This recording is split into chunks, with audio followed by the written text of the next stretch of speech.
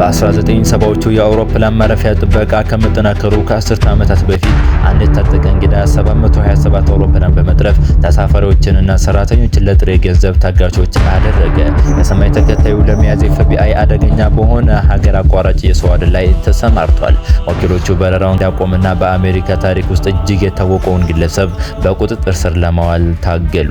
እንደ አውሮፓውያን አቆጣጠር ኤፕሪል 7 ቀን 1972 አንድ የታጠቀ ሰው አንድ የመንገደኞች ጄት በሳን ፍራንሲስኮ ያልተያዘለት ማረፊያ እንዲያደርግ አስገደደ። መንገደኞችንና የአውሮፕላኑን ሰራተኞች በታጋችነት በመያዝ በምላሹ $500,000 በጥሬ ገንዘብ፣ 4 ፓራሹቶችና 6 ሰዓት የሚቆይ የጄት ነዳጅ ጠየቀ። FBI ጠላፊው የሁኔታውን ሙሉ ቁጥጥር ተቆጣጥሮ እያለ ለመጠበቅ ተገደደ። ጥያቄዎቹ ከተሟሉ በኋላ ታጋቾቹን ለቀቀ። ነገር ግን የአውሮፕላኑን ሰራተኞች በመርከቡ ላይ አስቀረ። ይህ ጠለፋ ከጥቂት ወራት በፊት ዲፒ ኩፐሩ ከተባለ ሰው ጋር ከተከሰተው ክስተት ጋር በጣም ተመሳሳይ ነበር። ኩፐሩ በመቶ ሺዎች የሚቆጠር ዶላር ይዞ ከጄት ላይነር ላይ ዘሎ ጠፍቶ ነበር። FBI ይህ ጠላፊ እንዲያመልጥ አልፈለገም። ጨለማ ሲወርቅ አውሮፕላኑ እንዲነሳ አዘዘ። ጠላፊው ከበረራው ላይ ለመዝለል ፓራሹቱ ሊጠቀም እንደሚችል በመጠራጠር FBI በቅርብ ተከታተሉ። በዩታ ሰማይ ላይ አብራሪው እንግዳ የሆነ ግርግር ተሰማው። ጠላፊው በፓራሹት ዘሎ መውጣት ነበረበት። ነገር ግን የእይታ ማረጋገጫ ያስፈልግ ነበር። የበረራ ረዳቷ ዲያና ሴረም ጠላፊው አሁንም መኖሩን ለማረጋገጥ ወደ አውሮፕላኑ ጀርባ ሄደች። ጠላፊው ጠፍቷል። የሆነ ቦታ በፕሮቮና በስፕሪንግቪል ዩታ መካከል ዘሏል። የህግ አስከባሪ አካላት በፕሮቮ ላይ ተሰባስበው በአካባቢው ሁሉ የመንገድ መዝጊያዎችን አደረጉ። ጠላፊው በዩታ ሌክ ዙሪያ በሚገኙ 35 ማይሎች በሚሸፈኑ ሰፊ ሜዳዎችና ጭቃማ ቦታዎች ላይ እንዳረፈ ያምናሉ። ፍለጋው ሌሊቱን ሙሉ ቀጠለ። ነገር ግን ምንም አልተገኘም። በማግስቱ ጠዋት በዩታ የሚገኙ የህግ አስከባሪ ባለስልጣናት ፍለጋውን ቀጠሉ። የፍለጋው ቦታ በፕሮቮ ዩታ ገጠራማ ኮረብታዎችና በዩታ ሌክ አቅራቢያ ባሉ የጭቃ ሜዳዎች ላይ ወደ 40 ካሬ ማይል ተዘረጋ። መርማሪዎች ታዋቂውን ዲቢ ኩፐሩን እየፈለጉ እንደሆነ ጠረጠሩ። ከ4 ወራት በፊት በዋሽንግተን ግዛት ላይ አውሮፕላን ጠልፈው $200,000 ጠይቆ በፓራሹት ዘሎ ነበር።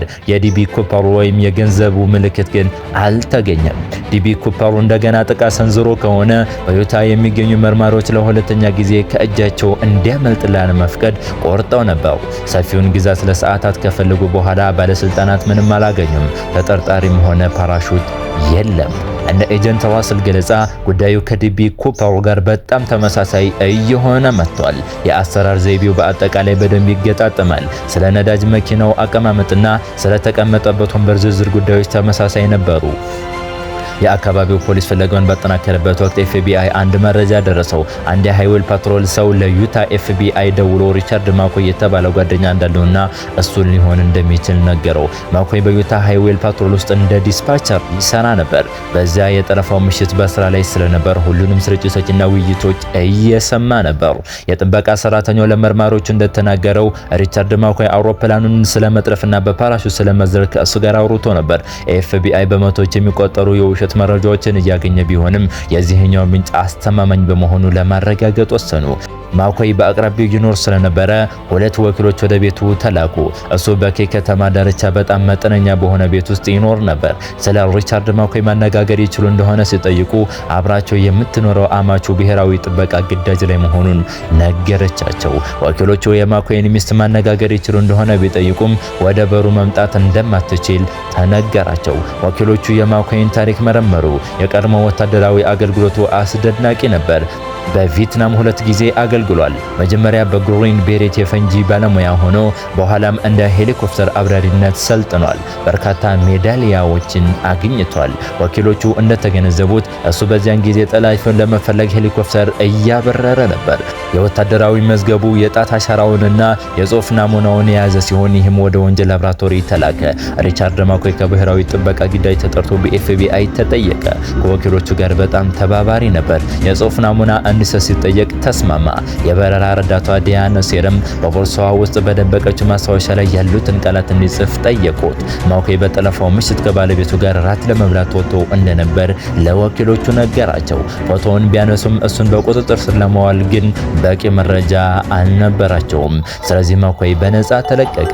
ማኮይ የሚፈልገው አይነት ወንጀለኛ አይመስልም ነበር። እሱ የሞርሞን እምነት ተከታይ፣ የሁለት ልጆች አባትና የብሪንገም ያንግ ዩኒቨርሲቲ የህግ አስከባሪ ትምህርት ተማሪ ነበር። ሆኖም ወኪሎቹ ማኮይ በአካባቢው የፓራሹት ትምህርት ቤት መለማመዱን ተረዱ። አንድ አስተማሪ ለማኮይ ቢበዛ መካከለኛ ፓራሹቲስት እንደሆነና በምሽት ሲዘል አይቶት እንደማያውቅ ነገራቸው። መርማሪዎች የማኮይን ፎቶ ወደ ሳን ኩዌንቲን ወስደው ለታጋቹ አሳዩት። እሱም ያለምንም ጥርጥር ሪቻርድ ማኮይን መረጠ። ከዚያም ኤፍቢአይ ትልቅ መረጃ አገኘ። የሰነዶች ክፍል ማስታወሻው ላይ ያለው ጽሑፍ የሱ መሆኑን አረጋገጡ። እንዲሁም ሁለት የጣት አሻራዎች ከአውሮፕላን ወንበር ላይ ከተገኘ መጽሔት ጋር ተገጣጠሙ። መርማሪዎች አሁን ለፍተሻና ለእስር ማዘዣ በቂ ማስረጃ ነበራቸው። ሪቻርድ ፍሎይድ ማኮይ ጁኒየር በአየር ላይ እንዴት እንደሚያመልጥ ያውቅ ይሆናል። ነገር ግን በምድር ላይ ተከበዋል። ኤፕሪል 9 ቀን 1972 ንጋት ላይ የዩታ ኤፍቢአይ ወኪሎች በሪቻርድ ማኮይ ቤት ውስጥ ተሰበሰቡ። በዩናይትድ አየር መንገድ 722 አውሮፕላን ጠለፋ ውስጥ ብቸኛው ተጠርጣሪ ነበር። ማኮይ በዚያ ጧት ለብሔራዊ ጥበቃ ግዳጅ ሪፖርት ለማድረግ በማለዳ ተነስቶ ነበር። ሆኖም የፌዴራል ሕግ አስከባሪዎች ሌላ ዕቅድ ነበራቸው። የጣት አሻራውንና የጽሑፍ ናሙናውን ከመሳከሩ በኋላ መርማሪዎች አሁን ለማሰር በቂ ማስረጃ ነበራቸው። ኤፕሪል 9 ቀን 1972 ንጋት ላይ የዩታ ኤፍቢአይ ወኪሎች በሪቻርድ ፍሎይድ ማኮይ ቤት ውስጥ ተሰባሰቡ።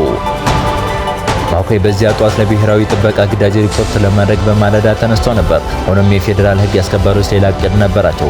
ኤጀንቶች ቤቱን በከበቡበት ወቅት ማኮይ ምንም አይነት ተቃውሞ ሳያሳይ በቁጥጥር ስር ዋለ። በቤቱ ውስጥ በተደረገ ፍተሻ መርማሪዎች ከጠለፋው የተገኘውን ወደ $490,000 የሚጠጋ ገንዘብ አገኙ። ገንዘቡ በመኝታ ቤቱ ውስጥ በልብስ ማጠቢያ ቅርጫት ውስጥ ተደብቆ ተገኝቷል። እንዲሁም በጠለፋው ወቅት የተጠቀመበትን ልብስና የኤሌክትሪክ ሽቦዎችን አግኝተዋል። ሪቻርድ ማኮይ በአውሮፕላን ጠለፋ ወንጀል ተከሶ ፍርድ ቤት ቀረበ። ምንም እንኳን ጠንካራ መከላከያ ለማቅረብ ቢሞክርም የጣት አሻራው፣ የጽሑፍ ናሙናውና በቤቱ የተገኘው ገንዘብ ጥፋተኝነቱን አረጋገጡ። በሰኔ ወር 1972 ማኮይ ጥፋተኛ ሆኖ ተገኘና የ45 ዓመታት እስራት ተፈረደበት።